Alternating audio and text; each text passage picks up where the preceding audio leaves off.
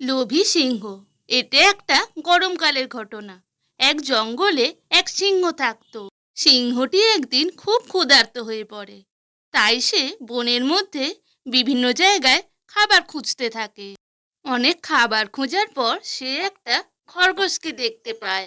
কিন্তু খরগোশটি অনেক ছোট বলে সে আরো বড় খাবার খুঁজতে বনের মধ্যে যায়। এবার সে একটা হরিণকে দেখতে পায়।